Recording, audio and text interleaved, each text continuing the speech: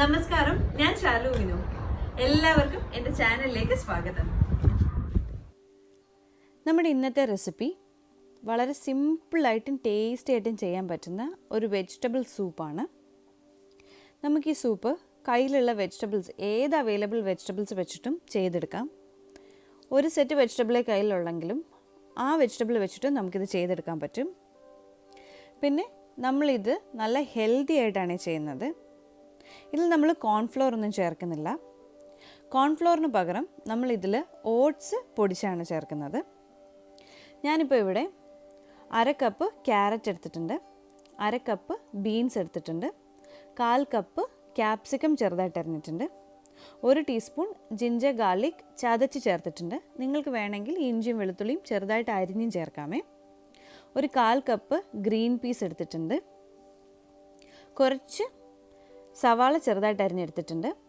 പിന്നെ ഞാനിവിടെ ഒരു 2 ടേബിൾ സ്പൂൺ ഓട്സ് എടുത്തിട്ടുണ്ട്. പിന്നെ നമുക്ക് മല്ലിയില വേണം, ഞാനത് ചെറുതായിട്ട് അരിഞ്ഞെടുത്തിട്ടുണ്ട്. പിന്നെ നമുക്ക് ആവശ്യത്തിന് ഉപ്പും വേണം. പിന്നെ കുരുമുളക് വേണം, ഞാൻ ഈ കുരുമുളക് ചതച്ചെടുത്തിട്ടുണ്ട്. പിന്നെ റെഡ് ചില്ലി ഫ്ലേക്സും വേണം.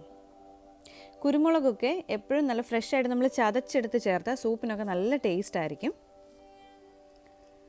നമുക്ക് ആദ്യം ഒരു 1.5 ടീസ്പൂൺ കുരുമുളക് ഒരു ഇടികല്ലിലേക്ക് ചേർത്ത് കൊടുത്ത് ഇതൊന്ന് ഇടിച്ചെടുക്കാം. ഇത് നമുക്ക് കുറച്ച് തരിതരിയായിട്ട് കിട്ടണം. നിങ്ങൾക്ക് വേണമെങ്കിൽ ഇത് മിക്സിയിലൊന്ന് കോഴ്സ് ഗ്രൈൻഡ് ചെയ്തെടുത്താലും മതി. നല്ല ഫൈൻ പൗഡറായിട്ട് എടുക്കണ്ട, ചെറുതായിട്ടൊന്ന് തരിതരിയായിട്ട് വേണം ഇതൊന്ന് ചതച്ചെടുക്കാൻ.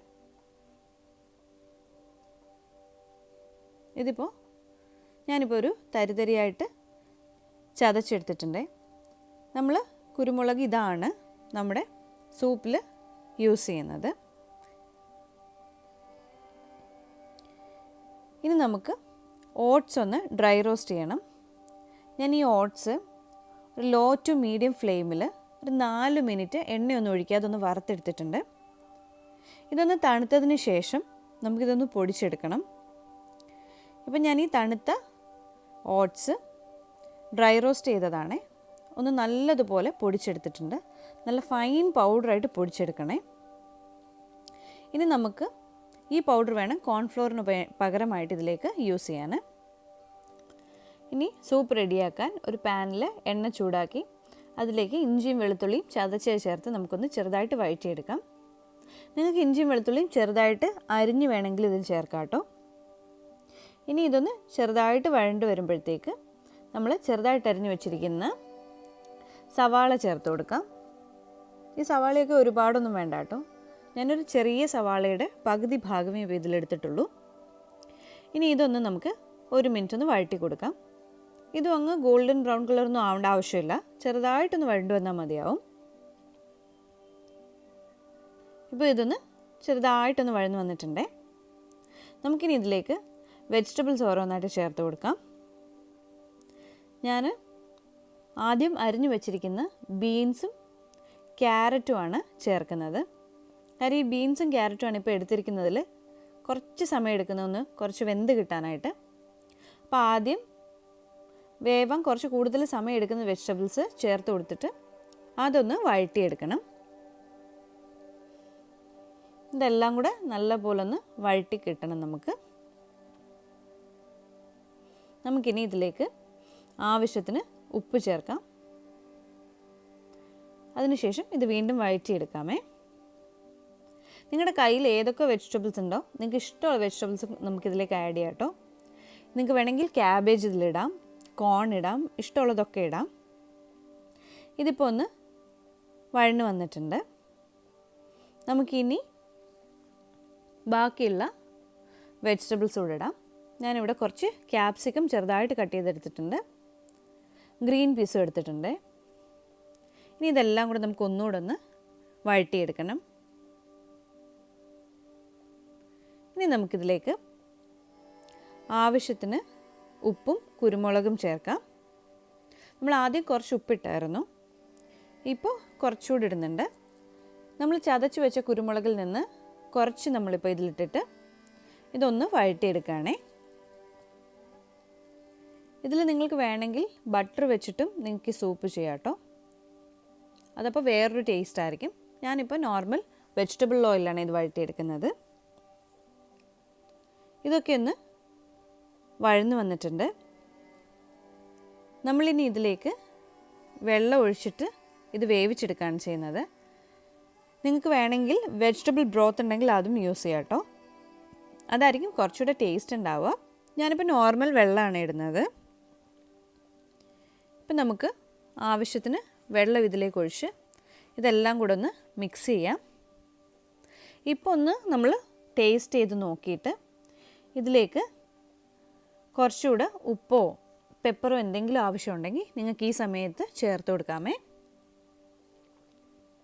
ഞാനിപ്പോൾ വെള്ളം കുറച്ചുകൂടി ഒഴിച്ചു കൊടുത്തിട്ടുണ്ട്. നമുക്ക് വെജിറ്റബിൾസ് കുറേ കൂടെ ഉണ്ടായിരുന്നു, കുറേ വെജിറ്റബിൾസ് ഉണ്ടായിരുന്നതുകൊണ്ട് വെള്ളം ഒഴിച്ചു കൊടുത്ത് അതിലേക്ക് ഉപ്പും കൂടി ഇട്ട് ഒന്നുകൂടെ ഒന്ന് മിക്സ് ചെയ്യുന്നുണ്ട്.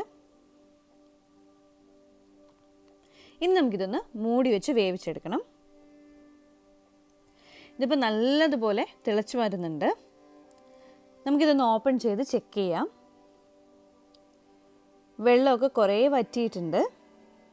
വെജിറ്റബിൾസൊക്കെ ആവശ്യത്തിനൊന്ന് വെന്തിട്ടുമുണ്ട്. ഇതങ്ങ് ഒരുപാട് വെന്തുടഞ്ഞു പോകേണ്ട ആവശ്യമില്ല കേട്ടോ. നമുക്ക് കുറച്ചുകൂടെ ചതച്ച് വെച്ചിരിക്കുന്ന പെപ്പർ ഇതിലേക്ക് ചേർത്ത് കൊടുക്കാം.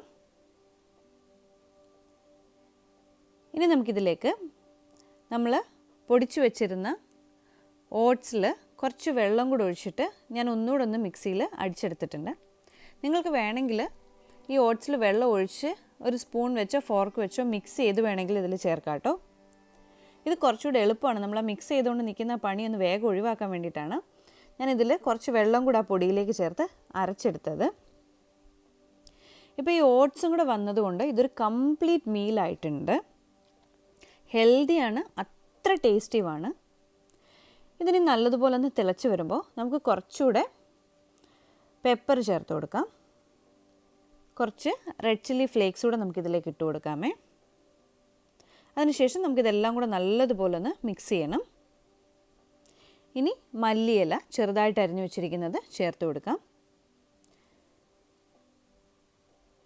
നിങ്ങളുടെ കയ്യിൽ ഗ്രീൻ ഓണിയൻ ഉണ്ടെങ്കിൽ അതും ഇതിൽ ചേർത്ത് കൊടുക്കാം കേട്ടോ.